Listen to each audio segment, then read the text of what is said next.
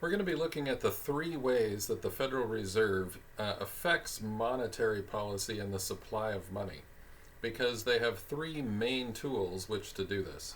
So we're going to start with number one. But in order to do that, first we need to understand how banks work. Okay?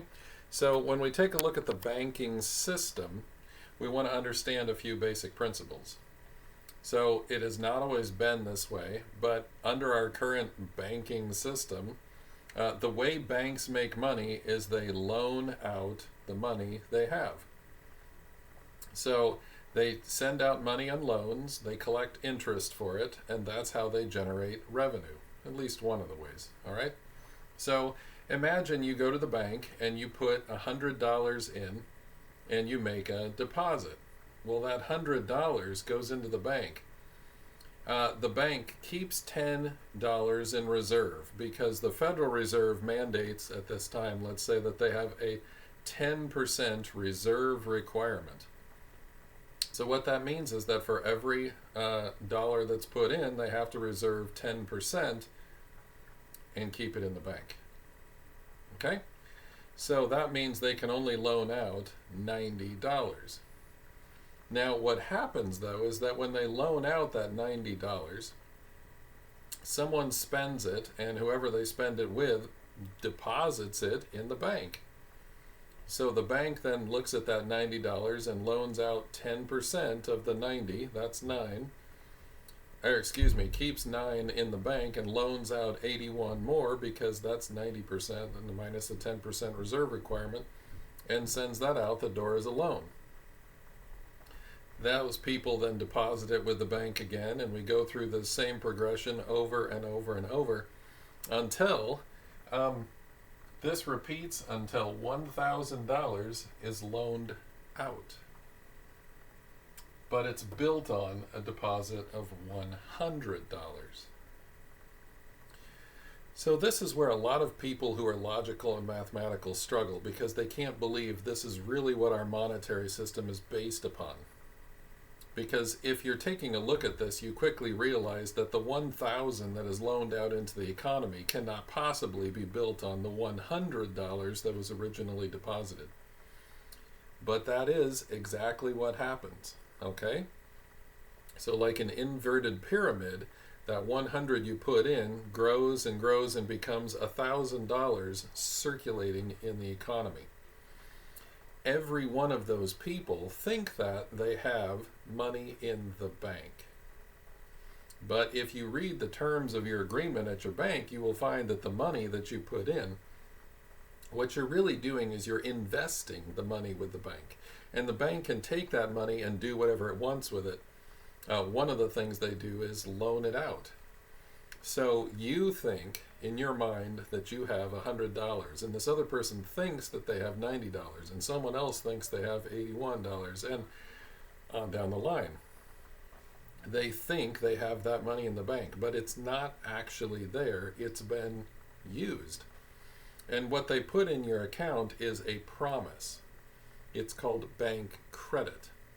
So if you go to your bank and say, I would like my $100, they say, oh, well, sure, we'll get that for you. And so they pull out of their reserves, and they take those reserves and they hand you $100. And so it seems like to everyone that goes to the bank that the money they put in there is always there. It's just sitting there waiting for you. But that's absolutely not the case. Most of the money has gone out the door and has been invested somewhere else.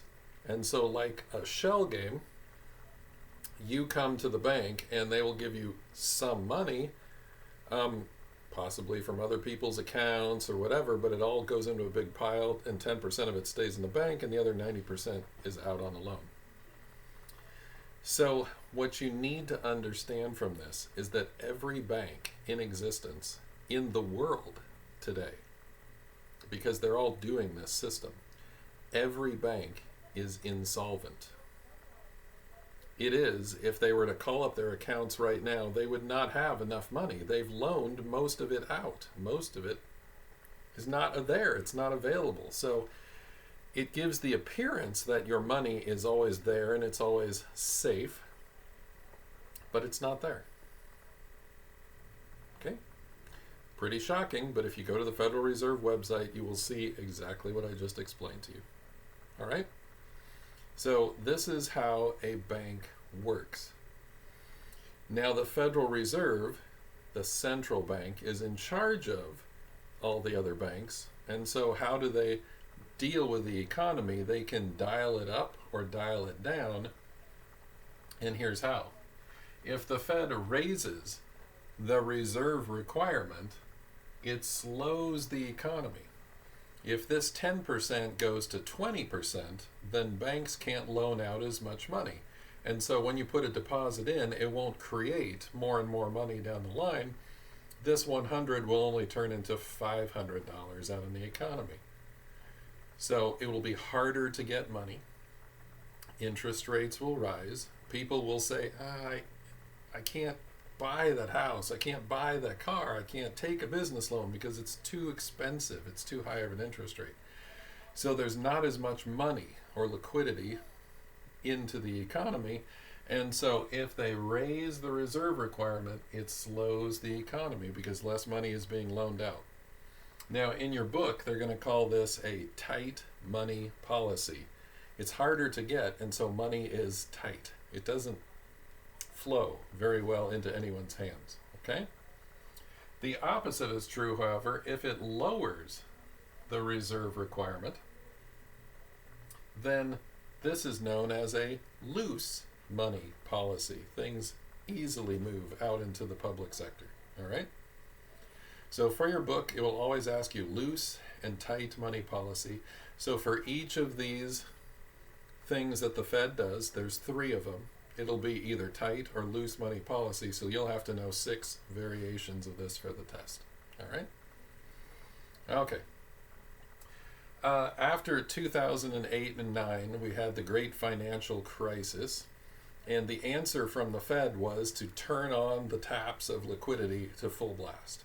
And they have been there ever since. All right? So for the last 10 years, they have been extremely low. In fact, currently, the reserve requirements are at 1% or less. I know. You might say to yourself, well, how does the bank have any money? And the answer is most banks don't. Okay? So you need to start thinking about this. Banks don't actually have any money in them.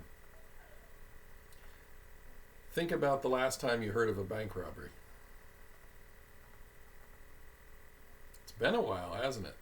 They don't really make the news anymore because they don't really happen. And you might think, well, it's because of the great security. No, we've had cameras and things like that for a long time. But right now, there's simply no point in robbing a bank because they don't have anything in reserve. The reserve requirements are 1% or less.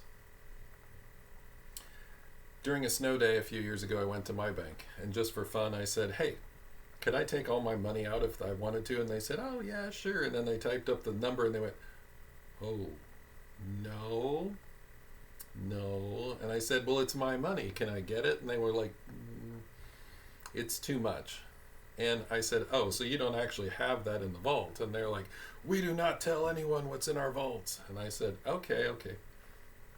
How about you just give me half of my money? And they said, no, can't do that. So it started at 10,000, and I went to 5,000, and then I said, how about 3,000? And they said, talk to a manager. And I said, yeah, I think we can do 3,000 today. If you want the rest of it, give us 48 hours. We can call an armored truck, and we'll bring it over, and we can get you your money. So all I was doing was running an experiment. How much money is actually in the bank? And it turns out not much, okay? So this is the real concerning thing here, is that the Federal Reserve has used reserve requirements in the past to dial up or dial down the economy. And what they've done is that right now they've turned it on full blast, and this is all we can get.